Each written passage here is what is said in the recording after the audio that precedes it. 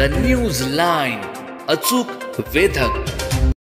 भूमी जी आहे ती महिलांसाठी चालता बोलता नरक झालेला आपल्याला पाहायला मिळतोय. संदेश खाली सारख्या घटना या संपूर्ण देशाला लाजेने मान खाली घालवणाऱ्या अशा या घटना आहेत.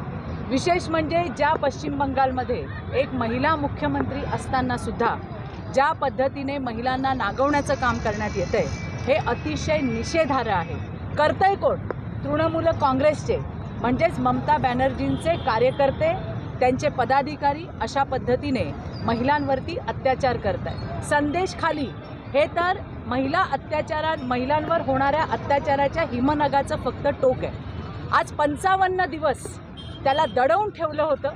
भारतीय जनता पार्टीच्या रेट्याने आज देशभरामध्ये विविध आंदोलनं, आजच नाही गेले कित्येक दिवस चालू आहे आणि त्या रेट्याने त्याला काल त्या ठिकाणी अटक करण्यात आली असं दाखवण्यात आलं.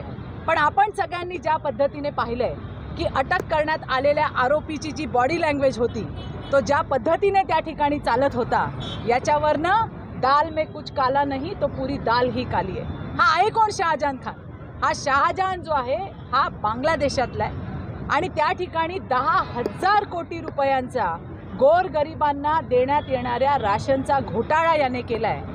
याच घटनेमध्ये पश्चिम बंगालची एक महिला मंत्री ज्योतिप्रिया हिलासुद्धा त्या ठिकाणी अटक करण्यात आली आहे. या शहाजहानला ज्या वेळेला संदेश खालीमध्ये ईडीचे अधिकारी पकडायला गेले त्यावेळेला त्यांच्यावरही हल्ला करण्यात आला. ही मुजोरी येते कुठून? सगळ्यात महत्त्वाचं हे आहे की 55 दिवस देश आक्रोशात असताना, या राज्याची महिला मुख्यमंत्री असतानाही अशी काय मजबुरी आहे की ममता बॅनर्जी ही मूग गिळून त्या ठिकाणी बसली होती.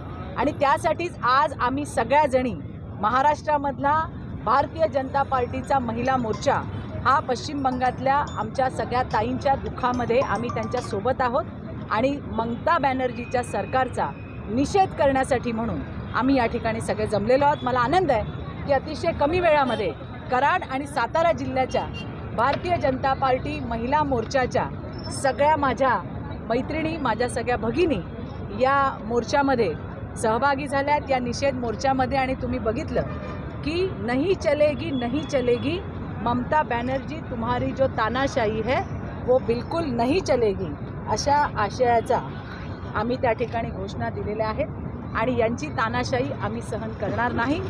याच्यावरती कठोर कारवाई झाली पाहिजे, ही सुद्धा भारतीय जनता पार्टीची त्या ठिकाणी मागणी आहे. द न्यूज लाईन, अचूक वेधक.